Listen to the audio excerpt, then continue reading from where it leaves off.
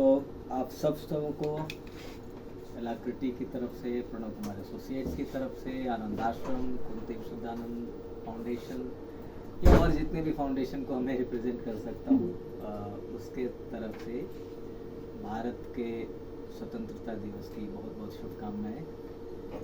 अभी सिंह साहब ने जो बात की उसका अगर मुख्य मुद्दा देखें, स्वतंत्रता अपने आप में अगर देखें तो मानसिक स्थिति को ज़्यादा इंगित करती है। शारीरिक स्थिति तो बाद में आती है, मानसिक स्थिति में स्वतंत्र है कि नहीं ये ज़्यादा महत्वपूर्ण है। तभी तो एक आदमी, अगर हम बात करते हैं संघर्ष की, सिर्फ ब्रिटिश से हमने स्वतंत्रता की बात हुई, यानी ब्रिटिशों ने शासन जो हम पे किया उसकी जगह पे हमारे खुद के लोग शासन करेंगे, लेकिन शासन पद्धति वही है।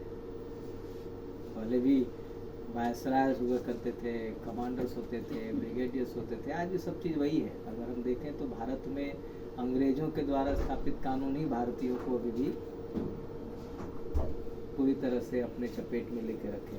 आज भी भारत का जब कानून बनाया जाता है तो भारत के नागरिकों को संदेह की स्थिति में रख के कानून बनाया जाता है और डराया जाता है कानून से कि ये करोगे, नहीं करोगे तो ये करा जाएगा, जो कि एक शासक वर्ग की नीयत थी। जब आप आते हैं तो वॉलंटरी कंप्लायंस कभी भी केवल कहा जाता है, होता नहीं है। और उसकी वजह है क्योंकि वॉलंटरी कंप्लायंस करने के लिए आपको मानसिक रूप से स्वतंत्र होना पड़ता है। और मैं कुछ एग्जांपल देना चाहता हूँ। जैसे गुरु गोविंद सिंह के समय में अगर मुगलों के संघर्ष की बात करें तो जो दो साहबजादे जो बचाए, बहुत छोटे छोटे बच्चे थे, उनकी मानसिक स्वतंत्रता और दृढ़ता कितनी थी कि सामने सारी फौज खड़ी है, तुम्हें दीवारों में चुनवा देंगे, चुनवाया जा रहा है, लेकिन वो अपने धर्म पे अडिग थे।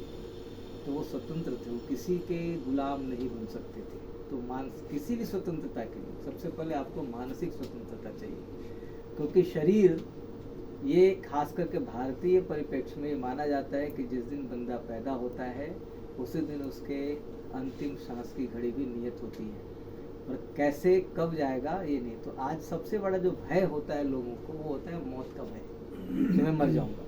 ठीक है। और आप अमूमन खास करके देखिएगा, जैसे नेगी जी ने कहा कि उत्तराखंड के लोग जाते हैं, वो इसलिए जाते हैं कि उत्तराखंड में रहने वाले जो परिस्थिति थी खास करके पर्वतों में, उससे बेहतर परिस्थिति आपको सेना में है। सेना में मरने का जो परसेंटेज है वो शायद प्रोबेबिलिटी का फैक्टर 1% से भी कम है, क्योंकि आप हमेशा युद्धरत नहीं रहते। और अगर मान ले 1 लाख सैनिक है तो उसमें शायद 1000 सैनिक मरते हैं, अदरवाइज युद्ध काल को छोड़ दें तो सेना में रह के भी सेवा भाव भी मिलता है, भारत को सेवा का मौका मिलता है। कठिन परिस्थितियाँ होती है, लेकिन वो ऑलरेडी कठिन परिस्थितियों के आदी हैं। तो जिन लोगों का भी, चाहे सेवा किसान कर रहा हो, जवान कर रहा हो, जहाँ भी कर रहा हो, वो जो स्वतंत्रता का भाव सबसे पहले लाना जरूरी है। आप यहाँ काम करते हैं, हम कहीं काम करते हैं, अगर आप मानसिक रूप से स्वतंत्र हैं तो फिर आप अच्छे निर्णय भी लेंगे। लेकिन स्वतंत्रता का मतलब जो होता है उच्छृंखलता, और जो मन चाहे वो करेंगे और दूसरे के राइट्स को हम हनन करेंगे, ये भी नहीं है।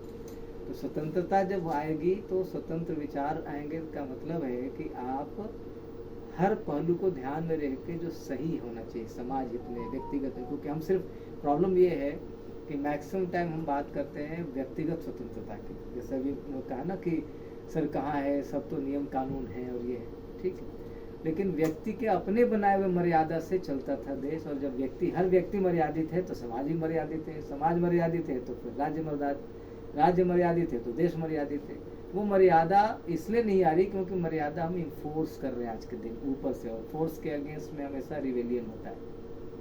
ठीक, तो जो स्वतः स्फूर्त, जैसे आप देखिए कोई आदमी को बचपन से ही है कि योगा प्राणायाम करेंगे तो मैं स्वस्थ रहूँगा, और वो डेली करता है तो बाबा रामदेव बन जाता है, इतना बड़ा अंपायर कर लेता है। ठीक, लेकिन जो आदमी को डेली के डेली बाबा रामदेव टीवी पे सुनाते हैं कि करना है, हमें भी पता है, आपको भी पता है, लेकिन समय कहाँ है, हम कैसे करें, एक दिन करेंगे एक दिन नहीं करेंगे, ये इसलिए हो रहा है क्योंकि फिर वो उस बात को मान नहीं रहा। तो स्वतंत्र अगर रहना है तो ये भाव सतत जागृत रहना पड़ेगा कि हम स्वतंत्र हैं, रहेंगे, और इसके लिए जो भी पॉसिबल हो सकता है करेंगे। एक कहावत है कि किसी भी गुलाम को सपने में भी सो नहीं सकता, शांति नहीं मिल सकती। तो गुलामी से अच्छी है मृत्यु। ये भाव हर आदमी को, हर भारतीय को लेना पड़ेगा, क्योंकि भारत अभी एक, मुझे जो दिखाई दे रहा है, बड़ी विषम परिस्थिति में आ चुका है। चारों तरफ से फिर से शत्रु हैं, भारत के अंदर में शत्रु हैं, क्योंकि वो स्वार्थी हैं, और जहाँ स्वार्थ है वहाँ विघटन होगा, चाहे वो परिवार का विघटन हो, चाहे समाज का विघटन हो, चाहे राष्ट्र का विघटन हो। समाज भी आज छोटे क्यों हो रहे, परिवार छोटे क्यों हो रहे हैं? क्योंकि हर आदमी को अपना स्पेस चाहिए, प्राइवेट स्पेस चाहिए। मैं नहीं खाना चाहता वेज, मुझे खाना नॉन वेज, इसलिए मैं घर से बाहर निकल के बाहर खाऊंगा। मैं आपके साथ नहीं शेयर कर सकता बेड, मुझे अलग से एक रूम चाहिए, पढ़ने के लिए अलग से ही चाहिए हर दिन। तो जहाँ व्यक्तिगत हित हावी होगा वहाँ पे समाज और राष्ट्र हित जो है आपका गौण हो जाता है।